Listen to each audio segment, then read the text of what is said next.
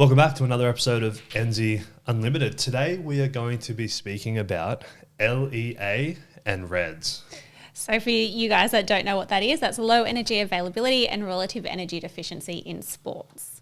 Amazing. Thank you for that. Emma, would you like to continue on with that and maybe beyond the name of what this is, maybe you could give everyone a little bit of a rundown of exactly what this is as well. Amazing. So essentially what we're going to do, we are going to call it LEA and REDS as it's a lot less of a mouthful. So LEA, low energy availability, is essentially when an athlete is underfueling, and this is essentially something that can be quite detrimental to an athlete's long-term health. On the short term, what we call adaptable low energy availability can be okay. So this might be when you're in a short-term calorie deficit, it's well monitored by a nutrition professional, and potentially you may suffer some performance consequences, but they can be easily reversed without creating any long-term damage.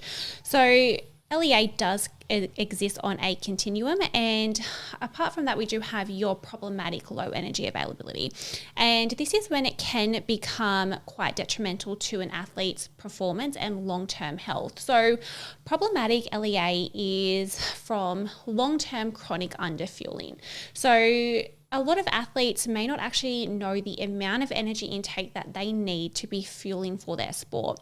And the thing is, we are also starting to see LEA in not just professional or elite athletes, but also your everyday gym goers, bodybuilders, for example, or young individuals who start at the gym who kind of want to look up or adopt that bodybuilding mindset, because there is a lot of training and there is a lot of dieting phases involved. So this long-term low energy availability, or this problematic low energy availability, can lead to a syndrome called REDS, or relative energy deficiency in sport. Now, this is something that can be quite detrimental to an athlete's long-term health, and that's where we really start to see a lot of the consequences arise.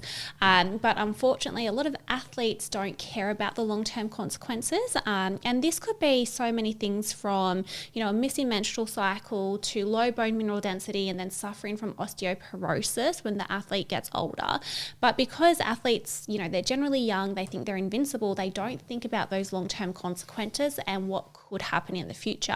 But what we do see from REDS is also a lot of performance consequences as well. So that's something that I do really like to drive home with the athletes, is just because, you might not see any of these conditions at the moment, or the long-term consequences might not bother you because you might think, I don't want to have children, or, I'm never going to be old, so I'm not thinking about the future and falling over and needing to have a hip replacement.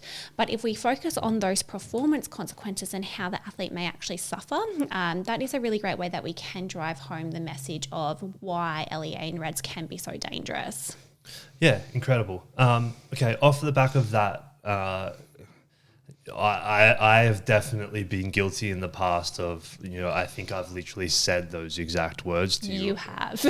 Around beyond performance, yeah. I don't really care that much, which is, not the right mindset to have, but a mindset nonetheless that plenty of athletes, including myself, can very easily fall into. As we spoke about in previous episodes, when your identity is tied to something, anything outside of that thing is almost, non-existent. Yeah. Okay, so off the back of that, you mentioned, some of the long-term effects of these conditions, and even some of the performance effects of these conditions. Maybe you could give the listeners some warning signs around, like, if you're feeling like this, maybe this is something that you could consider. What does this feel like? How does this manifest in an athlete? And then off the back of that, maybe lead into what some of these long-term health effects are and what some of the performance effects are as well. Yeah, absolutely. So when we're thinking about the how you may be feeling if you are suffering from low energy availability or REDS, it's literally all of those signs of decreased performance. So you might find that you head into the gym and you're just feeling really demotivated. So a lack of motivation is a really big one. And this can also manifest outside of the gym as just general mood and, not motivated to go to work or study and so forth. It could also manifest with, like troubles within relationships and home life or friendships, because you just don't have the energy or the capacity to be there as a support system for other people, or you might just want to lay on the lounge all day and watch TV because you have no energy left over. What we might also see is you heading to the gym and instead of actually progressing, maybe for a period of time your training was progressing, but now it's actually plateauing or starting to regress. So you're not adding the numbers to, like if you're a powerlifter, you're not adding the numbers to the bar that you thought you might be. If you're a CrossFitter, you're getting gassed a lot easier. You can't keep up with your paces and all of those kinds of things as well. So what we do see is a lot of those performance declines, but then we also see other issues. So you potentially could always be getting sick. So your immune function is downregulated, potentially always getting injured as well. That's a really big warning sign that you may be underfueling. We see a lot of athletes consistently getting injured because they just don't have the energy to support recovery as well. So that's a really big thing there, is that athletes are not recovering from their training sessions. They might find that muscle mass is decreasing, or they're not putting on the muscle that they thought that they would be putting on. So outside of that, we then also see issues potentially with libido, always feeling cold. Brain fog's a really big one too. So for example, if you are a university student, you're studying and you're also an athlete, you may find it really hard to stay on top of your learning content, your assessments, or keeping up with work also. So it doesn't only impact your performance in the gym and sport, but everyday life can really be negatively impacted as well. And we know that this can affect relationships, work life, and so forth. Long term, when it comes to the consequences or the health consequences, we do see a really big one is a missing menstrual cycle in women. So this leads to something called functional hypothalamic amenorrhea. I'm just going to call it FHA for short, because that's another bit of a tongue twister. Now, a lot of women kind of think, okay, well, I don't want kids right now, this doesn't matter. But unfortunately for, even though it might be convenient to not have a period, having a period is a sign of overall health as well. So, for example, this not having a menstrual cycle and a decrease in estradiol can actually lead to low bone mineral density, which is going to put you at risk of osteoporosis, which a lot of athletes, again, think, okay, yeah, well, that doesn't matter. That's not going to affect me now. But there has actually been individuals coming out at the age of 30 from having low bone mineral density and osteoporosis due to severe underfueling and low energy availability and REDS, which is really, really sad. Yeah, it is. Yeah, and it's quite young. But yeah, again, when you're late teens and early 20s, 30 is the last thing on your mind. Literally. I can say that firsthand from someone who's now well into their 30s, much closer to 40 than 30. I never thought about being 30 when I was younger, ever. I just thought about this year, next year, what does that look like? And I need to do more now so that I can be better then. Yes. Focusing on the long term, not only health but performance is always going to yield a greater outcome. Yeah. In my opinion, and that's something that you've definitely helped me think about. Yeah, absolutely.